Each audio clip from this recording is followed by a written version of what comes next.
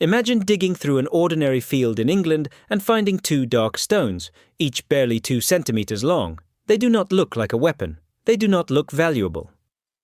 Most people would brush them aside, but these tiny fragments may record one of the most important moments in human history, the ability to create fire on demand 400,000 years ago. The place is Barnham, a village in Suffolk.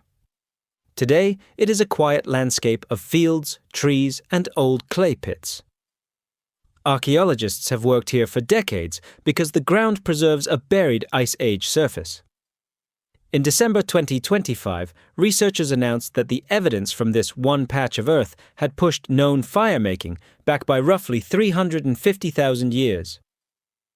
That claim needs a careful distinction. Ancient humans had encountered fire long before Barnham. Lightning could ignite grass. Wildfires could leave burning branches. People may have carried those flames, protected embers, and fed existing fires more than 1 million years ago. But using a fire is not the same as making one. The Barnham discovery suggests that early humans could produce a spark whenever the weather refused to help. Travel back 400,000 years. Britain has recently emerged from a colder period. Near Barnham, a spring-fed lake spreads through open grassland and scattered woodland. Bison, deer, elephants, beavers, and macaque monkeys move around the wetland. Frogs and fish fill the shallow water. Lions patrol the edges. Small groups of ancient humans return because the place offers water, animals, flint, plants, and a clear view across the shore. These people were probably early Neanderthals, although no human skeleton was found beside the hearth. Fossils of similar age from Britain and Spain suggest that identity, but the evidence at Barnham is mainly what people left behind: flakes, handaxes, burned ground, and 2 pieces of an unusual mineral. The investigation began with a patch of reddish clay. Red soil can be caused by many things, so color alone proves nothing. Researchers studied the minerals inside the sediment. Their structure showed that the ground had been heated above 700 degrees Celsius. Microscopic analysis also showed that the sediment remained in its original position. This was not burned soil washed in from somewhere else. The heat had returned to the same small area more than once. That matters. A wildfire moves across a landscape. A lightning strike does not politely land in the same little hearth again and again. Repeated intense heating in one controlled spot looks like people coming back, clearing a fireplace, adding fuel, and rebuilding flame where they had made it before. Nearby, flint carried the same story. One handaxe had broken from heat into 25 pieces that could be fitted back together. Other tools showed burning and cracking. The fire had been hot enough to change the clay and damage stone objects lying close to it. Yet ash, charcoal, and burned bone had mostly disappeared during 400,000 years of rain, frost, soil movement, and erosion. Then came the smallest evidence. Among the burned material were 2 fragments of iron pyrite, sometimes called fool's gold. Strike pyrite against flint and the impact can throw hot sparks. Catch one in dry tinder, blow gently, and a spark becomes an ember. Feed the ember fine grass, bark, and twigs, and suddenly a human hand has created flame without waiting for a storm. Pyrite does not naturally occur around the Barnham site. Researchers checked records covering 36 years of fieldwork and found no other pieces from the surrounding deposits. That means someone probably knew where the mineral could be found, recognized what it could do, carried it across the landscape, and kept it near the hearth as part of a fire-making kit. Picture that kit before it was buried. One hand holds a sharp piece of flint. The other angles a pyrite nodule toward a nest of dry tinder. The first strike misses. The second throws a brief orange spark. Another person shields the tinder from wind. Someone prepares thin twigs. A faint glow appears. Breath feeds it.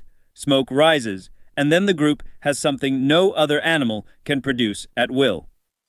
The skill is easy to underestimate because modern flame arrives with one movement of a thumb.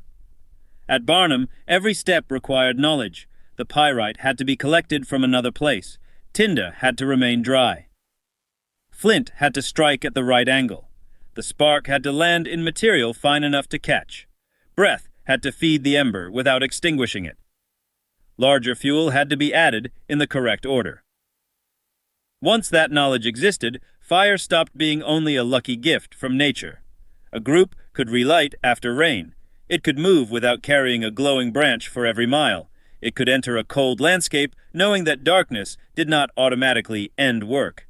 The ability to make fire turned flame from a fragile visitor into a technology. At the Barnham Lake, that technology would affect almost every part of life. Fire could warm wet bodies and dry hides. It could keep some predators beyond the light. It could soften meat and plants, making food easier to chew and digest. A controlled flame could improve wooden tools, provide light after sunset, and create a social center where skills, warnings, and memories were shared. Cooking may have offered a particularly important advantage. Heated food can release energy more efficiently and reduce the work of digestion. For ancient humans living through cold seasons, more usable energy mattered. Fire did not suddenly create a large brain in one evening, but dependable cooking could support bodies and social groups facing increasingly demanding environments. Barnham also preserves two different stone tool traditions.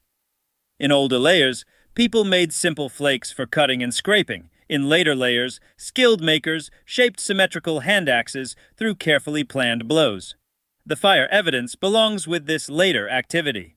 The same minds that could imagine a finished handaxe inside a rough block of flint may also have understood an invisible chain: pyrite, spark, tinder, ember, flame. That chain had to be taught. A child watching only the final fire might never understand where it came from. Someone had to demonstrate the angle of the stones, the kind of tinder, the amount of breath, and the patience between spark and flame. Fire-making was not merely an object. It was knowledge stored in people and passed from one set of hands to another. The discovery also changes how we picture early Neanderthals. They were not simply enduring Europe whenever nature happened to be kind. At least some groups understood materials that were rare, planned for future needs, transported a specialized mineral, and repeatedly controlled temperatures high enough to transform the ground.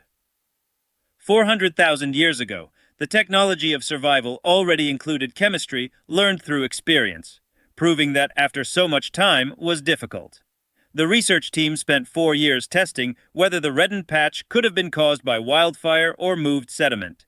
They combined excavation, mineral analysis, geology, microscopic evidence, refitting stone tools, and the strange location of the pyrite.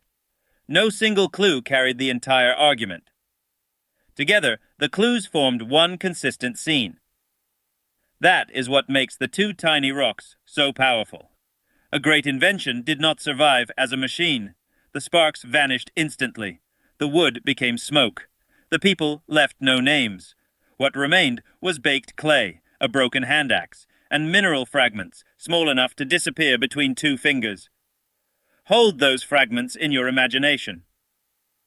400,000 years ago, another hand may have held the complete stone. Flint struck pyrite. A spark crossed the air. Someone bent close and breathed. For the first time, we can clearly see this far back. Humans did not wait for fire. They made it.